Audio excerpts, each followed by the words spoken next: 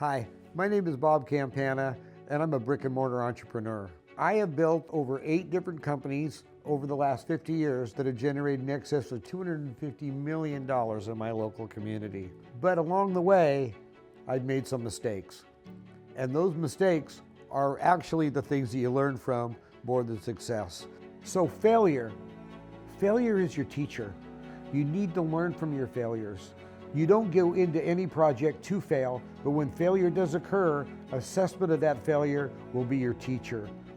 I'm going to share a couple of stories with you that highlighted and crystallized those lessons for me. First, I'm going to tell you a little story that kind of like sets the tone for this story. Many, many years ago in ancient China, when it was an agrarian society and the small villages produced their own food, this family, a young man, his mother and father, were preparing to harvest their summer crop for winter. The boy fell and broke his leg. Father went to the wise man of the village and he said, "The most terrible thing has happened to our family. My son has fallen, has broken his leg. We cannot harvest the crops. All the other families are busy harvesting their crops. We are going to starve this winter." And the wise man said, "Maybe so, maybe not." The father just flipped out. "Maybe so, maybe not. Are you kidding me? I told you he broke his leg. We're not able to harvest our food. We're going to starve this winter." The wise man repeated, "Maybe so, maybe not." The father was so frustrated, he just got up and walked out and left. 3 or 4 days went by, and all of a sudden there was a little dirt road, and there was a cloud of dust on that road. As the dust got closer and closer, you could see it was men on horseback. Finally, they pulled into the center square of the little village, and it was soldiers from the emperor. They opened up a scroll, and the lead soldier said, "Every able-bodied young man is right now conscripted to go and fight the Mongols." It was certain death. The old man that had the son with the broken leg was happy. So he ran back to the wise man, and he said, "I can't believe I'm here telling you that the soldiers from the emperor came and conscripted all the young able-bodied men in our village, but as you know, my son has broken his leg and he doesn't have to go. Isn't that wonderful?" And the wise man said, "Maybe so, maybe not." We all enter into business transactions in such a way where we all think they're going to have a positive outcome, and that's why we go into these transactions. I had basically just got through completing selling some property, and I had a windfall where I had to invest some money in a 1031 exchange. It was in the neighborhood of about $1.3, $1.4 million. So I went to a real estate agent that I'd known, a broker that I've known for many, many years, and I told him that I had to do a 1031 exchange. And he mentioned, "Look, I can talk to the developer of this new office park subdivision, and there's some prime lots available right here. There's one in the corner, which would be a really prized lot, and 3 others, and you could probably 1031 your entire amount into these 3 commercial lots and be good to go."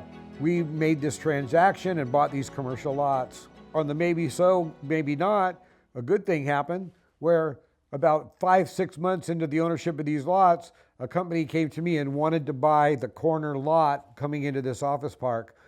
That was great. We negotiated. I was able to sell that lot for the cost of all the other property. So I had 2 more lots free and clear from the sale of that property. I thought I was in pretty good shape. The broker that basically had sold me the lots called me up one day and said, "Hey, Bob," he had retained a couple of lots at the end of this cul-de-sac, which abutted to my lots.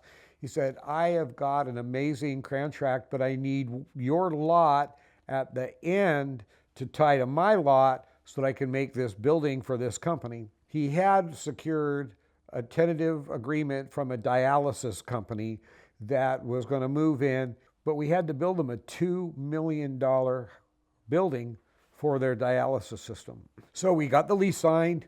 We went down to the bank and said, "Look, we own these lots free and clear. We want to get a loan to build this $2 million building. Here's our lease with this dialysis company. What do you think?" The bank loved it. They loaned us the $2 million. We started building the building. As time went on, and it got to a point where we were going to need to put in our septic system for this commercial building.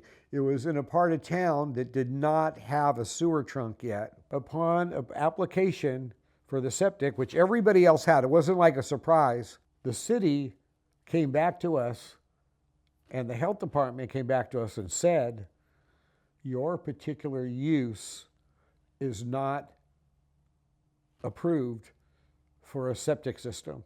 You have to be on the sewer. There was no sewer. We were 3/4 into the build of this building, $2 million. And what happened? We couldn't service the tenant.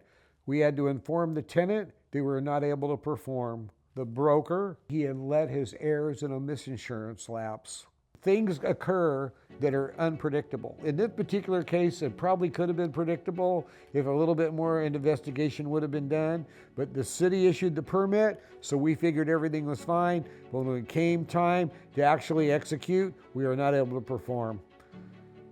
Check your I's, cross your T's, and make sure that you look into every aspect of your transactions, because sometimes something can come and bite you and you're not even aware of it. This is another story of woe, how things don't turn out the way you think they should. We were doing a new product, which was like 20 years ago or so, but it was new to our area. It's called Pebble Tech. And you've probably all seen it now with the swimming pools have the little rock aggregates in them. Well, part of that process was they had to pump a slurry out. They would put the plaster on and then they would smooth it out beautifully. Then they come in with a hose and acid, and they would acid etch, which basically erode the top layer of the plaster off, which would expose the rocks. That slurry was then pumped out of the pool and disposed of. Well, when they first started, some of the guys that we were using as a subcontractor would take that slurry and open up and pump it underneath the people's houses. We found out about that. We said, hey, you got to stop that. That wasn't good. But they didn't have a mechanism that they had figured out yet on how to get rid of the slurry, so that was their solution. Well, we got that problem solved, and the contractor that I was working for said, you know, you bought so much product from us this year. We're having this big event down in the Caribbean, in some island, Bermuda or whatever it was. Come on down, and I have talked to our plaster council, and we would like you to give a speech to them about our relationship on how everything went. I figured it was a good one because it was adversity, it was overcame, and we ended up making it work out right. Well, the plaster companies that go there, these guys are hard worker, they're blue collar workers, but they're making a lot of money, they're doing well. So they go down for these conventions for a frickin' party. So they're all drinking, having a good time and all of that. Well, it came to the point to where the speeches were going to be made or awards were going to be handed out, and I was part of this thing. So all these guys are in the room. There's probably like 250 people in this room. We talked about Pebble Tech for a little bit when I got up there and about my pool company and how my relationship was with my contractor. And then I go, but there was a problem with us. And when we were doing our Pebble Tech, he started pumping the slurry underneath the house. And this was a big problem. Well, when I said that, these people flipped out, started booing me. I couldn't recover. It was like horrible. They finally had to just take me and move me out the stage. They just flipped out and went nuts. Here's a listen to this story. Know your audience, know who you're talking to, prepare in advance for what you're going to be doing, and be polished on your presentation. I had none of that. So getting booed off the stage in front of 250 people, then I had to take a taxi down to the boat ramp to get the hell out of there with me and my wife. We just basically left. Everybody was glaring at us in the whole project. It was horrible. But there you have it. Failure can come at the oddest times when you'd never expect it. So I started this channel so that I could share with you my experiences so that small business entrepreneurs can learn from me or learn from my mistakes more or less and make their journey a little bit easier. I've got to be honest with you. Mistakes are truly the teachers, and you never enter into something thinking that you're going to have a mistake. But I can also be honest with you. You are going to have mistakes every day as long as you're breathing air on this planet. And the way that you react to those mistakes and the way that you adjust and make a better life out of it is your teacher. So take a little bit of time, step back, don't get mad when mistakes happen. Take a stoic approach to it and let calmer heads prevail, and you're going to be able to learn more than you ever thought from those mistakes. And when they occur, take advantage of them. The old saying, there's a silver lining in every bad news, is such a true story, but you have to look for it. Thank you for watching this video. I'm Bob Campana. I just wrote a book. It's called Don't Look Down. It's my journey of being an entrepreneur. And that journey highlights a lot of my mistakes, but a lot of my successes as well. I want to thank you so much for coming and watching this channel, and I thank you so much. And my job is to help any young entrepreneurs on their journey to make it a little bit easier or a little bit smoother. I'm an advocate to help small business people. Direct message me. Maybe we can have a conversation and we can basically put our heads together and maybe help solve one of your problems. Thanks so much. Tune back in again. Subscribe. Bob Campana. Have a great day.